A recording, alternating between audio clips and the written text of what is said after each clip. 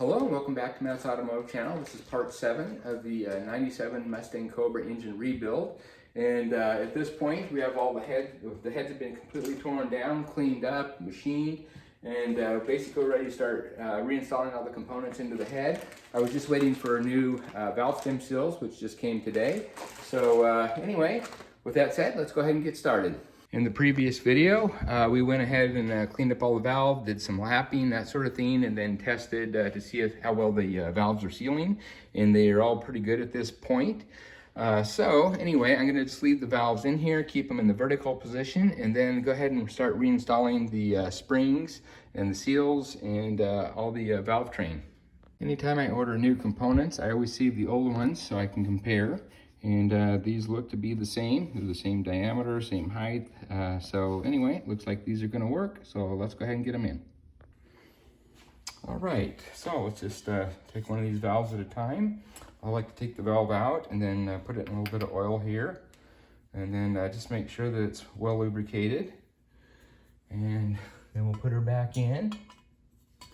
Make sure it slides nice and easy, and make sure that there's no gritty sound or remnants from the valve grinding compound.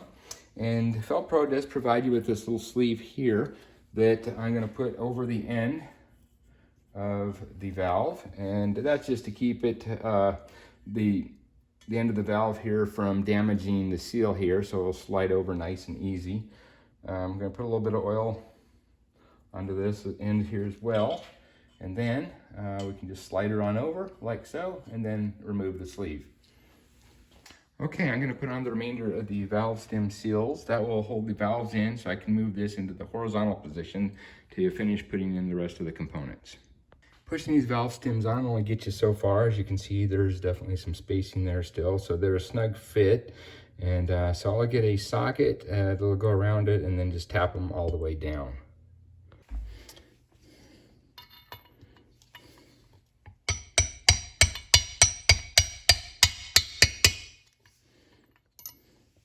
There we go.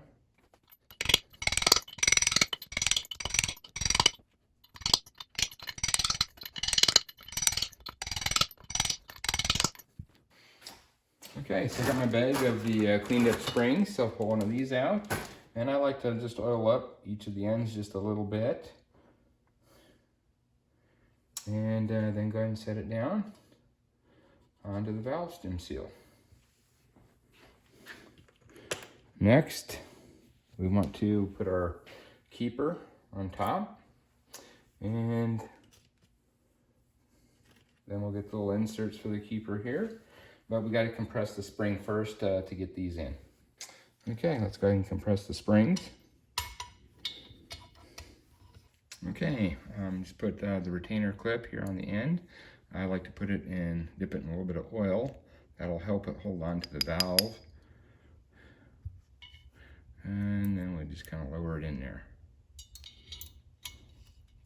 Now I got the one on, so I can just kind of push it around now to the other side here. And then just lower the next one in.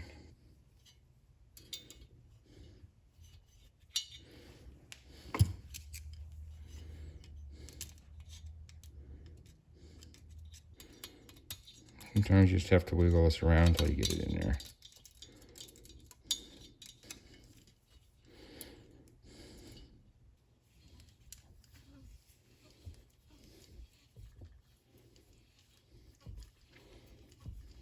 There we go.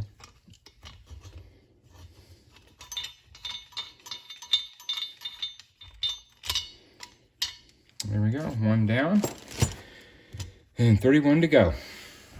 Okay, as you can see, we now have all the valves and springs in. And the next thing I want to do is just go back through and then just check to make sure these are sealing real well before we go any further. As far as the roller rockers and the hydraulic lifters, I'm going to leave those out for now because I like to put the head back on to the block and then torque everything down and then kind of do a leak down test just as one final check, before I start finishing the assembly. All right, let's just do this one more time. Let's just make sure everything looks good. And you can see how it comes down nice and slow. Nice and slow.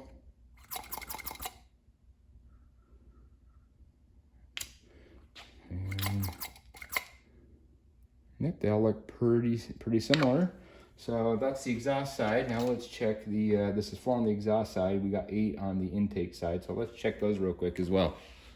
All right, just go ahead and flip it around and we'll give these a real quick check as well.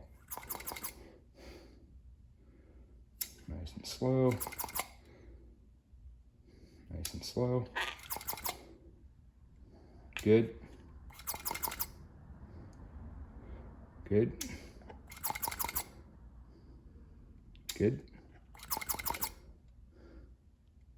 Good. Good. And good. These all look good and they're all very similar. All right, before going any further with installing the parts, I like to make sure that all the little oiling holes here are free. And so I like to pass air through them just to make sure nothing's plugged.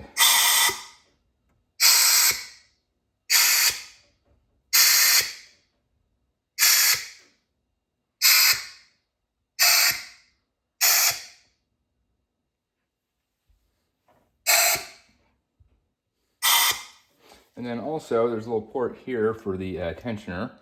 Make sure that that's free as well. All right, let's start with putting the tensioner back on.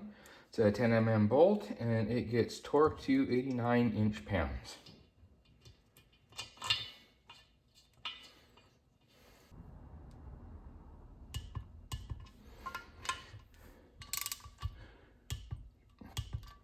All right, before setting the cams in, you want to make sure that all these journals here are free of debris.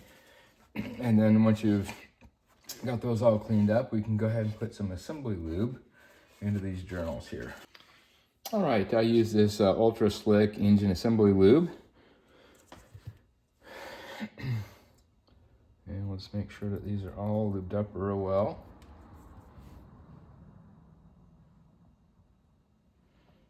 If you're a little messy, it doesn't matter. It's all gonna be filled with oil at some point anyway. And I like to spread around with my finger, make sure that the assembly lube is on all surfaces of these journals. As we did with the journals up here, we want to make sure that the cam is clean where it's going to sit into those journals. And just make sure that there's no foreign material in there, because if there is, it's going to start grinding away at those journals and it's going to significantly decrease the life of the motor. Now, once all the cam's cleaned up here, I like to put a little bit of oil on each one of these little journals here.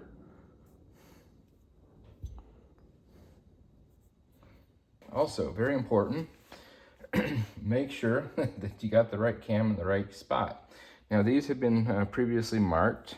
This one here says, I don't know if you can see it here, but this says number 2 intake. This is the number 2 head. And intake side, this is the exhaust here, so it's going to go over here on the intake. And the tensioner's in here, so you want to make sure that the front of the cam is on the same side as the tensioner. All right.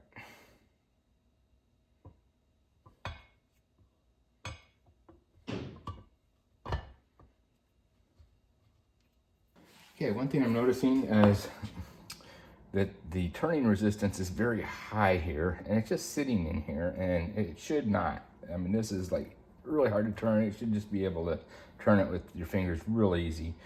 And we don't have the caps on yet. So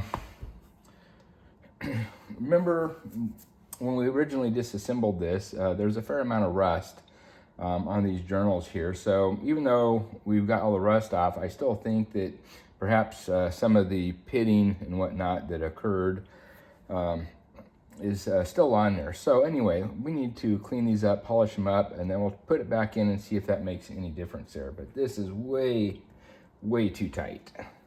So let's take this out.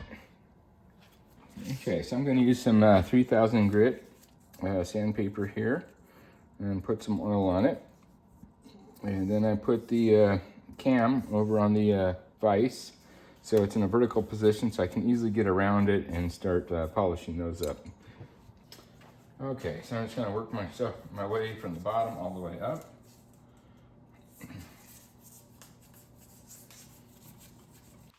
All right, after polishing up the journals and cleaning things up a little bit, it spins pretty free now. So when it should spin just as freely once I get the caps on if we have perfect clearance. So that should not increase the resistance here, not by much. But anyway, I can easily spin this now by hand. So this is pretty good. So let's go ahead and continue with the assembly. Before I drop the cams in, I did put the hydraulic lifters back in. I just put a thin coat of oil on it and then slid them back in. And got more assembly lube on the journals here. So now I can go ahead and start installing the main caps. And as you can see, this spins pretty easy now. Okay, now I'm just prepping the caps to go on. And basically I want to make sure that all the debris is out and free, not only from the journals, but also these mating surfaces, because if there's anything in there, it's not going to clamp down properly around the cam.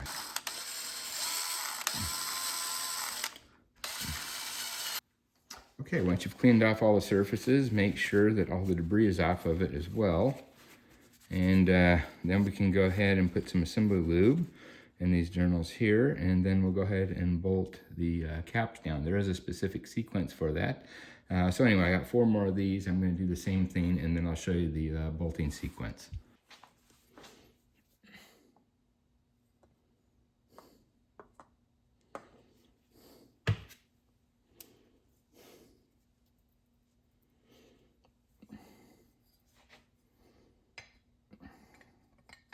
I just wanted to make you aware there's 2 different size bolts. There's some shorter ones here and a whole bunch of long ones. Those 6 short ones will go on the exhaust side of each of these caps here. And if you look at an angle here, you can see that these are shorter and all the rest of them are taller. So it's these ones that are shorter where the short bolts are going to go.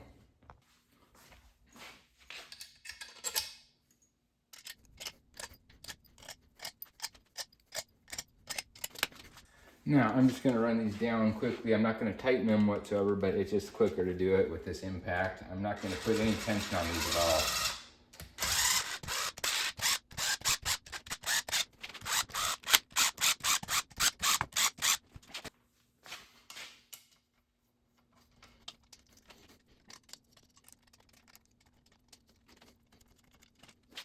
all. Okay, here's a look at the instructions for the torquing sequence. Go ahead and freeze that if you need to.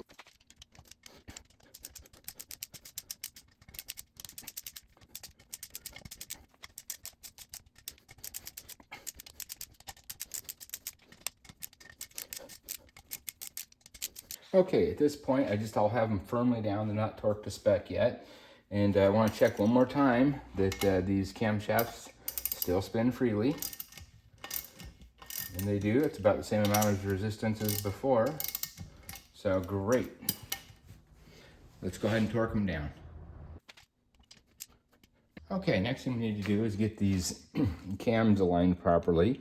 And the way you want to initially orient these is there's a dot. Let's see if I can find it here. There's a dot on each of these cam sprocket. Right here's one, and there's one. So these need to be both in the 12 o'clock position.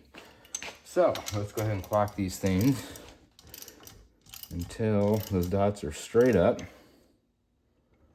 There. And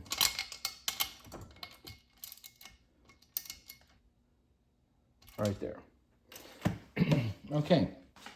Now, the chain, of course, this has been cleaned, so a lot of the marks are off, but 2 of these links are marked. You can see these 2 here are a little different. These, at one time, used to be a completely different color. But anyway, those are the links that need to coincide with the dots. And if you don't have them, basically, it's just 6 across. So if you just count, just pick one, mark it, 1, 2, 3, 4, 5, 6, mark that one, and make sure that those line up, just so there's 6 links between them. Now, in order to get this on, let's see, I'll back her up here. I'm gonna have to pull these guys off first. So let's just go ahead and do that.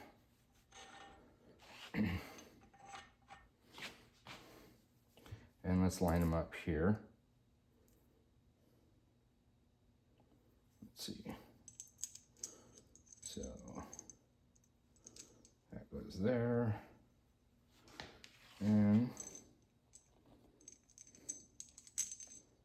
there's the other one, like so. So there's the two discolored ones, coincide with the dots. Now everything should line up here since we've already clocked these cams to the right position. Okay, I might have to tweak it just a little bit. There we go.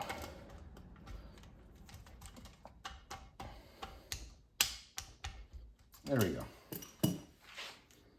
Okay. Now once that's in, we can go ahead and pull the little pin here for the tensioner. There we go. Now we got tension on the chain. Now I'm just going to repeat the same process for the other head, and I won't bother showing that since it's the same. Okay, ran into one little problem in putting the tensioner onto this other head. You can see it fit here before, and this little plug here is protruding up on this ledge here, which means that this is unable to fit down onto that thing. So the machine shop did this when they cleaned the heads, and they took these plugs out to clean it, but they didn't get that one down far enough. So we're gonna have to make sure that that goes down a little bit further. Okay, actually after looking at this a little closer, this is a hydraulic tensioner, which means it needs to be fed oil. And I think it's fed oil through that little channel there, which I think the oil should come up through where that plug is. So I think maybe the machine shop put a plug back in where it does not belong. I'll have to look at the videos of disassembling the motor and see what was there when we took this tensioner off.